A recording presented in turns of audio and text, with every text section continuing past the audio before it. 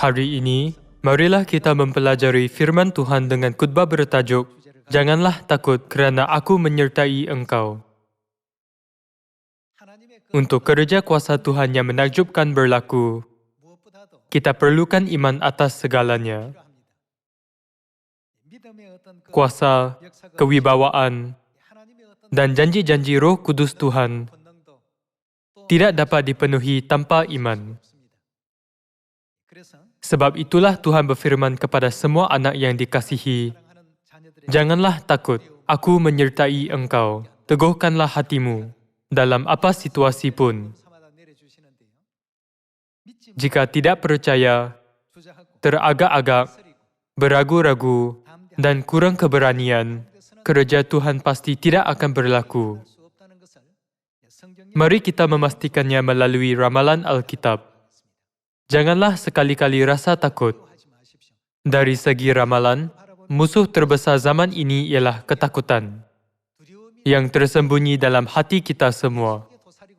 Kita mesti mengalahkan musuh ini.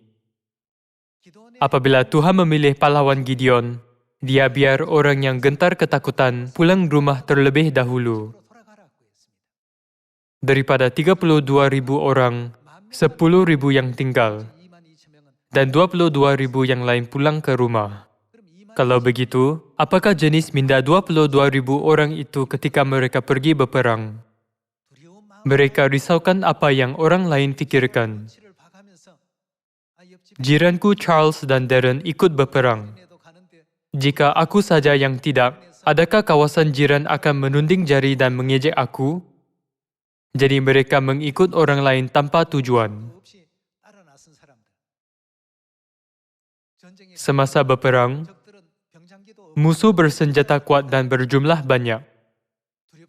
Mereka takut. Tuhan melihat hati kita. Orang yang sudah takut kepada musuh tidak akan memenangi pertempuran atau peperangan.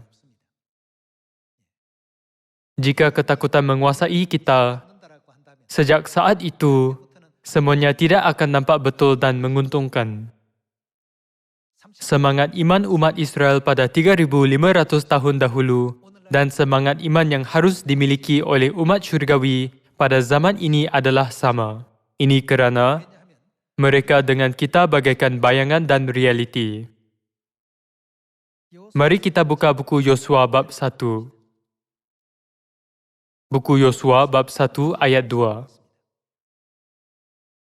Hambaku Musa telah mati, sebab itu bersiaplah sekarang. Seberangilah sungai Yordan ini, engkau dan seluruh bangsa ini, menuju negeri yang akan kuberikan kepada mereka, kepada orang Israel itu. Setiap tempat yang akan diinjak oleh telapak kakimu, kuberikan kepada kamu, seperti yang telah kujanjikan kepada Musa, dari padang gurun dan gunung Libanon yang sebelah sana itu sampai ke sungai besar. Semuanya itu akan menjadi daerahmu. Seorang pun tidak akan dapat bertahan menghadapi engkau seumur hidupmu. Seperti aku menyertai Musa, demikianlah aku akan menyertai engkau. Aku tidak akan membiarkan engkau dan tidak akan meninggalkan engkau. Bagaimana? Kuatkanlah. Dan apalagi, teguhkanlah hatimu. Inilah apa yang Tuhan selalu perintahkan.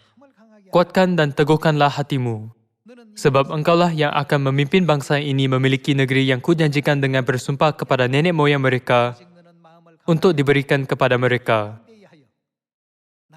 Hanya, kuatkan dan teguhkanlah hatimu dengan sungguh-sungguh. Bertindaklah hati-hati sesuai dengan seluruh hukum yang telah diperintahkan kepadamu oleh hambaku Musa. Janganlah menyimpang ke kanan atau ke kiri, supaya engkau beruntung kemanapun engkau pergi. Janganlah engkau lupa memperkatakan kitab Taurat ini, tetapi renungkanlah itu siang dan malam, supaya engkau bertindak hati-hati sesuai dengan segala yang tertulis di dalamnya. Sebab dengan demikian, perjalananmu akan berhasil dan engkau akan beruntung.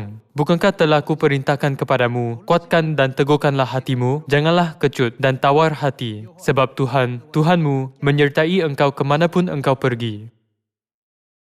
Beginilah Tuhan menggalakkan Yosua dengan berkata, janganlah takut. Ada betul-betul banyak situasi yang menakutkan, mengelirukan, dan menggerunkan di depan Yosua dan umat Israel. Namun, Yosua ialah jenis orang apa? Antara 12 orang pengintai, 10 orang kehilangan keberanian. Apakah yang dikatakan Yosua apabila mereka hilang keberanian dan takut? Mereka akan kita telan habis. Jadi, janganlah sekali-kali takut kepada mereka. Kalian semua, adakah orang takut dengan mangkuk nasi ketika makan? Maksudnya ialah, tiada apa yang sama sekali perlu ditakuti. Apabila Yosua beriman mutlak dalam janji Tuhan, tidak kira apa persekitaran atau keadaan pun, keadaan luaran seperti itu tidak masuk ke dalam matanya. Dia hanya dapat melihat janji Tuhan. Apabila kita melihat sejarah Yosua menakluki tanah Kanaan, satu-satunya ungkapan ialah Tuhan menolong Yosua, jadi dia terus menang. Dalam hal ini, jenis iman yang diminta oleh Tuhan ialah kuatkan dan teguhkanlah hatimu. Janganlah takut. Tuhan menghendakinya supaya jangan takut tidak kira apa situasi pun. Seperti itu, hari ini, Dia sedang mengingatkan kita apakah sikap iman semua anak Sion yang hidup pada zaman Yosua rohani harus miliki semasa menginjil. Sejarah pada 3,500 tahun dahulu ialah peperangan fizikal. Pada zaman ini, bukankah ada peperangan rohani?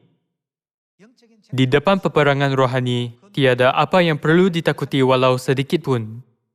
Seperti tentera Yosua berkali-kali menang, Tuhan buat semua orang boleh menang apabila kita menginjil di Samaria sampai ke hujung bumi dengan mematuhi kehendak-Nya dalam segala hal. Apabila Tuhan memilih tentera Gideon, Dia menolak orang yang takut. Tuhan juga terus menegaskan kepada tentera Yosua supaya jangan takut. Apabila kita lihat semua ini, kita mesti ada hati yang berani dan sikap iman yang tidak takut pada zaman ini. Mari lihat buku Ulangan bab 1. Buku Ulangan bab 1 ayat 19. Bab 1 ayat 19 tertulis, kemudian kita berangkat dari Horeb dan berjalan melalui segenap padang gurun yang besar dan dahsyat yang telah kamu lihat itu, ke arah pegunungan orang Amori, seperti yang diperintahkan kepada kita oleh Tuhan, Tuhan kita. Lalu kita sampai ke Kadesh Barnea. Kadesh Barnea merupakan kawasan sempadan tanah Kanaan. Mereka telah tiba di tempat untuk memasuki tanah Kanaan. Ayat 20, ketika itu, aku berkata kepadamu, kamu sudah sampai ke pegunungan orang Amori yang diberikan kepada kita oleh Tuhan, Tuhan kita. Ketahuilah, Tuhan, Tuhanmu telah menyerahkan negeri itu kepadamu. Majulah, dudukilah, seperti yang difirmankan kepadamu oleh Tuhan, Tuhan nenek moyangmu. Sekarang, majulah, dudukilah di tanah seperti yang difirmankan kepadamu. Musa menggunakan ungkapan ini dengan umat Israel. Janganlah takut dan janganlah patah hati. Ayat 22, lalu kamu sekalian mendekati aku dan berkata, marilah kita menyuruh beberapa orang mendahului kita untuk menyelidik negeri itu bagi kita dan membawa kabar kepada kita tentang jalan yang akan kita lalui dan tentang kota-kota yang akan kita datangi. Hal itu ku pandang balik. Jadi aku memilih daripadamu 12 orang, dari tiap-tiap suku seorang. Mereka pergi dan berjalan ke arah pergunungan, lalu sampai ke lembah Eskol, kemudian menyelidiki negeri itu. Maka mereka mengambil buah-buahan negeri itu dan membawanya kepada kita. Pula mereka membawa kabar kepada kita. Demikian, negeri yang diberikan Tuhan, Tuhan kita kepada kita itu baik. Tetapi kamu, bagaimana? Tidak mau berjalan ke sana. Itulah negeri yang dijanjikan Tuhan. Namun dalam buku Bilangan bab 14, semua pengintai memberi laporan buruk tentang negeri itu kecuali Yosua dan Kaleb. Mungkin ada peperangan jika mereka terus memasuki tanah Kanaan terus dari tanah Kadesh Barnea. Meskipun mungkin ada kekecohan, Itu pun tempat yang ditetapkan oleh Tuhan. Jika Tuhan telah menetapkan sebuah tempat untuk umat Israel, bukankah itu tempat yang terbaik buat mereka? Kalian semua, siapa yang membuat semua janji itu? Janji itu bukan dibuat oleh pemimpin suku bangsa yang tertentu, tetapi Tuhan. Sebab itulah pada zaman ini, kita harus mempercayai janji Tuhan dengan mutlak. Memang, mendekati hal-hal dengan berhati-hati adalah baik. Namun, jika terdapat sesuatu yang sudah ditetapkan Tuhan, kita harus beriman dan maju tanpa ketakutan. Itulah rahsia untuk penginjilan dengan cara yang paling bijak. Disebabkan ketakutan, 600,000 orang lelaki semua mati di padang gurun. Itu telah menjadi faktor mereka mengembara selama 40 tahun. Hati yang takut membuatkan mereka mati. Pada zaman ini, kita mesti buang semua ketakutan dari keadaan rohani. Mari kita lihat babak pengajaran itu. Mari lihat buku Bilangan bab 14. Bab 14 ayat 1 ada tertulis, lalu segenap umat itu mengeluarkan suara nyaring dan bangsa itu menangis pada malam itu. Bersungut-sungutlah semua orang Israel kepada Musa dan Harun. Dan segenap umat itu berkata kepada mereka, sekiranya kami mati di tanah Mesir atau di padang gurun ini. Orang yang selalu merungut ialah orang yang selalu takut dan tidak berani. Kita harus muhasabah diri pada hari ini. Adakah aku banyak merungut dalam kehidupan iman? Atau, adakah aku percaya janji Tuhan dan menjalankan semua kerja Injil dengan berani? Teruskan dengan ayat 3. Mengapakah Tuhan membawa kami ke negeri ini, supaya kami tewas oleh pedang, dan isteri serta anak-anak kami menjadi tawanan? Bukankah lebih baik kami pulang ke Mesir? Dan mereka berkata seorang kepada yang lain, baiklah kita mengangkat seorang pemimpin, lalu pulang ke Mesir. Lalu sujudlah Musa dan Harun di depan mata seluruh jemaah Israel yang berkumpul di situ. Tetapi Yosua bin Nun dan Caleb bin Yefune, yang termasuk orang-orang yang telah mengintai negeri itu, mengoyakkan pakaiannya dan berkata kepada segenap umat Israel, negeri yang kami lalui untuk diintai itu adalah luar biasa baiknya. Jika Tuhan berkenan kepada kita, maka Ia akan membawa kita masuk ke negeri itu dan akan memberikannya kepada kita, suatu negeri yang berlimpah-limpah susu dan madunya. Hanya janganlah memberontak terhadap Tuhan, dan janganlah takut kepada bangsa negeri itu, sebab mereka akan kita telan habis. Yang melindungi mereka sudah meninggalkan mereka, sedang Tuhan menyertai kita. Janganlah takut kepada mereka. Lalu segenap umat itu mengancam hendak melontari kedua orang itu dengan batu. Tetapi tampaklah kemuliaan Tuhan di kemah pertemuan kepada semua orang Israel. Sini, Tuhan membezakan orang yang akan memasuki tanah Kanaan dengan orang yang tidak. Tuhan membenarkan mereka yang berani untuk memasuki tanah Kanaan, tetapi Dia mengecualikan mereka yang gentar ketakutan. Dari sudut pandangan rohani, memasuki tanah Kanaan bermaksud memasuki kerajaan syurga. Kini kita hidup pada zaman apabila kerajaan Tuhan sudah sangat dekat. Kalau begitu, apakah sikap iman yang harus kita miliki pada zaman ini? Apabila Tuhan berfirman, beritakanlah Injil di Samaria sampai ke hujung bumi. Janganlah tawar hati atau berputus asa kerana takut manusia, persekitaran, situasi atau keadaan. Pekerjaan Tuhan akan berlaku jika kita menuruti firman-Nya. Dalam buku Bilangan bab 14, Yosua dan Caleb memberi umat itu semangat. Tetapi 10 orang yang lain hanya mengucapkan kata-kata putus asa. Kata-kata mereka itu semua adalah hal yang tiada semangat, tidak berani dan tidak beriman. Mari kita lihat apa jenis kesimpulan Tuhan buat masa itu. Dan pahatkanlah dalam hati bahawa Tuhan juga memberi kita penghakiman rohani yang sama pada zaman ini. Mari kita lihat ayat 11.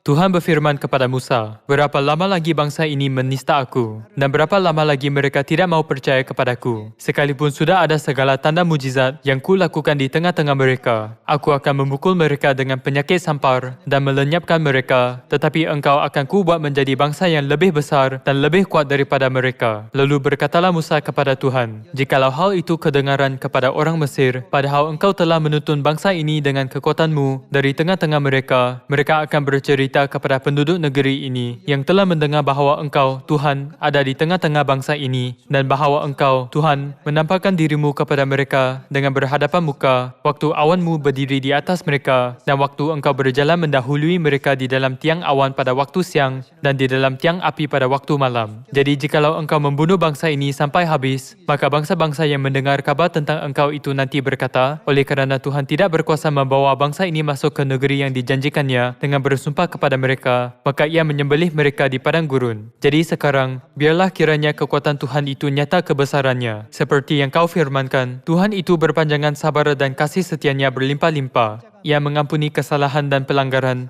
tetapi sekali-kali tidak membebaskan orang yang bersalah dari hukuman. Bahkan ia membalaskan kesalahan bapa kepada anak-anaknya, kepada keturunan yang ketiga dan keempat. Ampunilah kiranya kesalahan bangsa ini sesuai dengan kebesaran kasih setiamu. Seperti engkau telah mengampuni bangsa ini mulai dari Mesir sampai kemari. Ayat 20, berfirmanlah Tuhan, "Aku mengampuni sesuai dengan permintaanmu. Hanya demi aku yang hidup dan kemuliaan Tuhan memenuhi seluruh dunia, semua orang yang telah melihat kemuliaanku dan tanda-tanda mujizat yang ku perbuat di Mesir dan di padang gurun, namun telah 10 kali mencubai aku dan tidak mau mendengarkan suaraku. Pastilah tidak akan melihat negeri yang kujanjikan dengan sumpah kepada nenek moyang mereka. Semua yang menista aku ini tidak akan melihatnya. Tetapi hambaku Kaleb, kerana lain jiwanya yang ada padanya, dan ia mengikut aku dengan sepenuhnya, akan ku bawa masuk ke negeri yang telah dimasukinya itu, dan keturunannya akan memilikinya." Inilah babak Tuhan mengizinkan Yosua dan Kaleb saja untuk memasuki tanah Kanaan. Kita lihat ayat 26. Lagi berfirmanlah Tuhan kepada Musa dan Harun, "Berapa lama lagi umat jahat ini akan bersungut-sungut kepadaku? Segala sesuatu yang disungut-sungutkan orang Israel kepadaku telah ku dengar.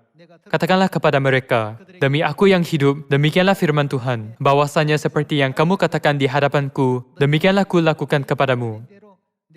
Di padang gurun ini bangkai-bangkaimu akan berhantaran, yakni semua orang di antaramu yang dicatat, semua tanpa terkecuali, yang berumur 20 tahun ke atas, kerana kamu telah bersungut-sungut kepadaku, bahwasanya kamu ini tidak akan masuk ke negeri yang dengan mengangkat sumpah telah ku janjikan akan ku berikan kamu diami, kecuali Kaleb bin Yefune dan Yosua bin Nun. Beginilah penghakiman Tuhan berikan." Yosua dan Kaleb percaya janji Tuhan dan berani untuk menyampaikan kehendaknya.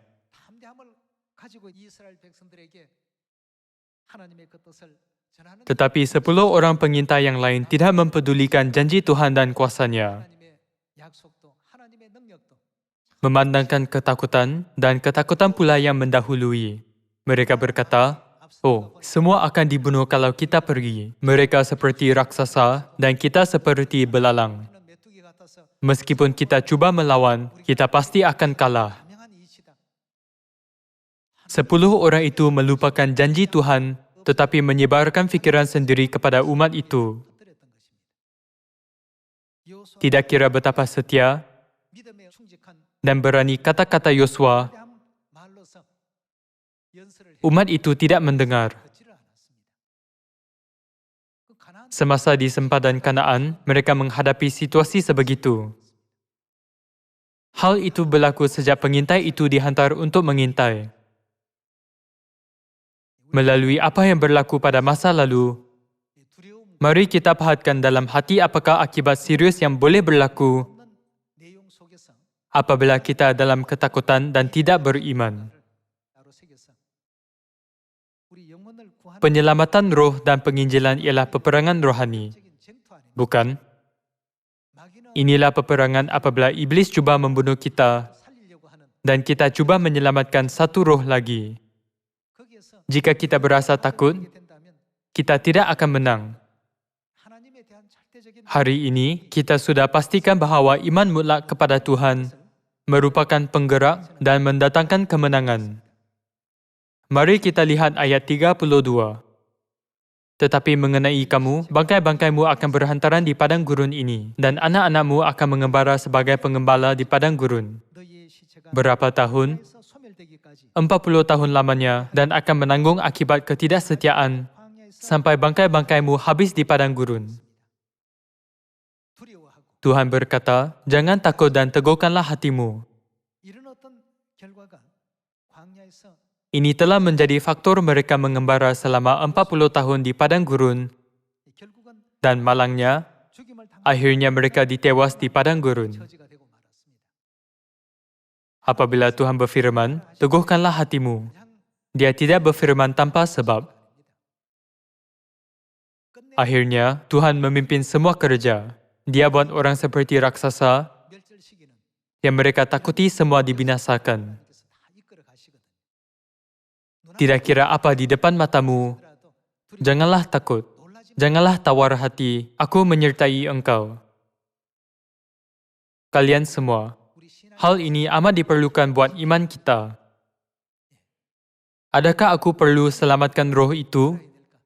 Jika Anda bertindak tanpa teragak-agak dan berani, maka Tuhan akan menguruskan semua hasil kemudian. Yosua dan tenteranya menang bukan kerana tenteranya cemerlang. Walaupun musuh mereka cuba mengalahkan tentera Yosua dengan mengumpulkan sekutu yang seperti pasir di pantai, Tuhan mengalahkan mereka semua. Apabila Yosua keluar berperang, mereka berturut-turut menang. Mengapa? Itu kerana Tuhan sudah mentakdirkan semua musuh mereka dikalahkan.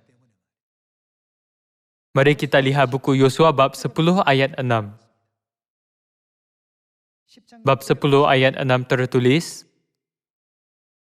lalu orang-orang Gibeon itu menyuruh orang kepada Yosua ke tempat perkemahan Gilgal, mengatakan, jangan menarik tanganmu daripada hamba-hambamu ini. Datanglah dengan segera kepada kami, lepaskanlah kami dan bantulah kami, sebab semua raja orang Amori yang diam di pegunungan telah bergabung melawan kami.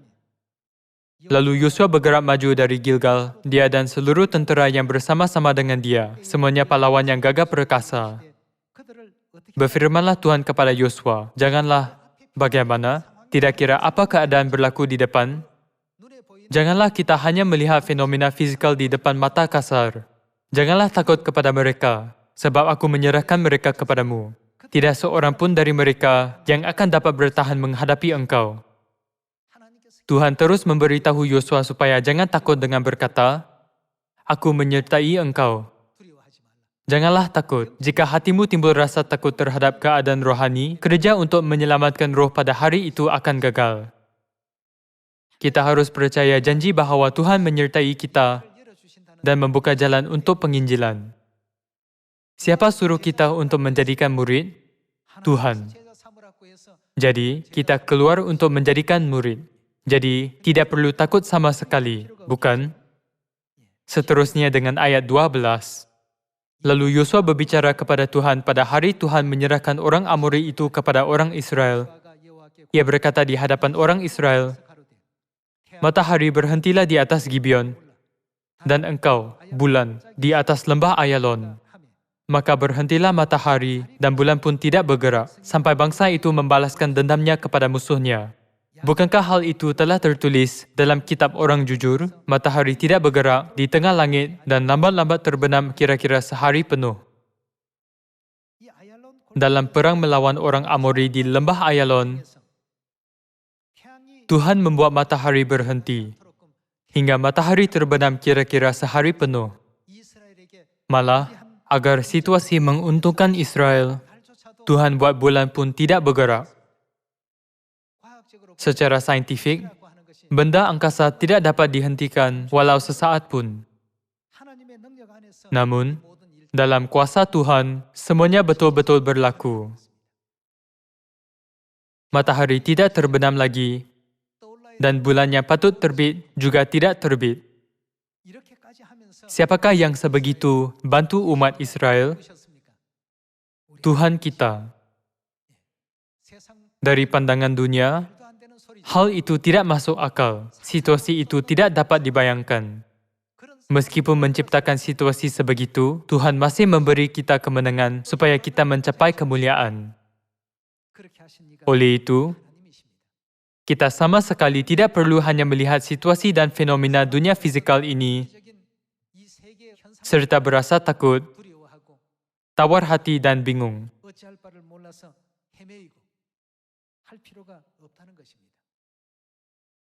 Mari lihat bab 10 ayat 41. Yosua menewaskan mereka dari Kadesh Barnea sampai Gaza, juga seluruh tanah Goshen sampai Gibeon. Semua raja ini dan negeri mereka telah bagaimana? Dikalahkan Yosua sekaligus, sebab yang berperang untuk orang Israel ialah Tuhan, Tuhan Israel. Tuhan menolong mereka sepenuhnya. Janganlah takut, janganlah tawar hati, teguhkanlah hati. Itu satu-satunya hal yang dikehendaki Tuhan. Bab 11 ayat 1. Setelah hal itu terdengar kepada Yabin, Raja Hazor, diutusnyalah orang kepada Yobab, Raja Madon, dan kepada Raja Negeri Simron, kepada Raja Negeri Askaf, serta kepada raja-raja yang di sebelah utara, di pegunungan, di Araba Yordan, di sebelah selatan Kinerot, di daerah bukit, dan di tanah Bukit Dor, di sebelah barat, yang di raja-raja orang Kanaan, di sebelah timur, dan di sebelah barat, orang Amori, orang Het, orang Feris, orang Yebus, di pegunungan, dan orang Hewi, di kaki gunung Hermon, di tanah Mispa. Kemudian keluarlah raja-raja itu bersama-sama semua tenteranya, amat banyak rakyat, seperti pasir di tepi laut banyaknya, berserta sangat banyak kuda dan kereta. Raja-raja ini bersekutu dan datang berkemah bersama-sama dekat mata air Merom, untuk memerangi orang Israel. Kalian semua, cuba bayangkan situasi itu. Betapa kuatnya musuh yang bersekutu. Dari sudut pandangan tentera Israel, apakah perasaanmu jika Anda melihat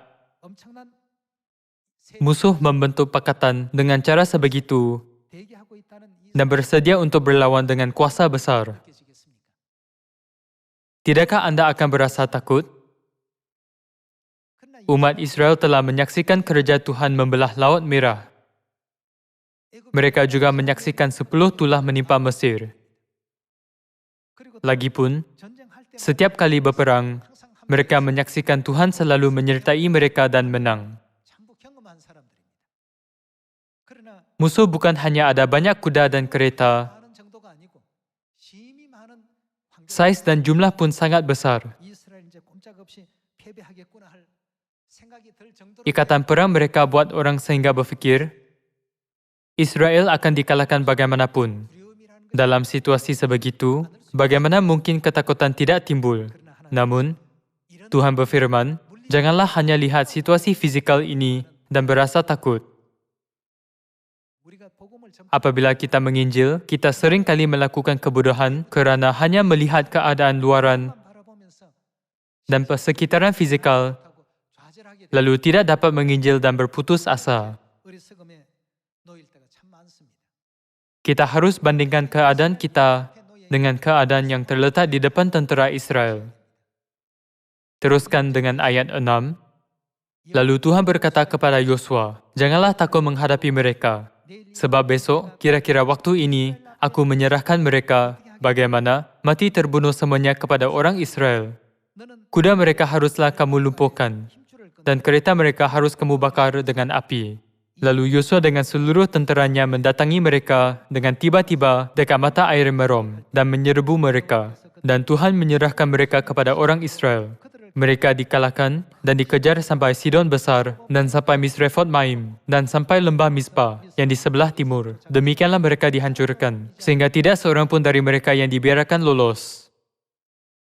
Musuh itu pasti ada taktik dan rancangan untuk memenangi perang.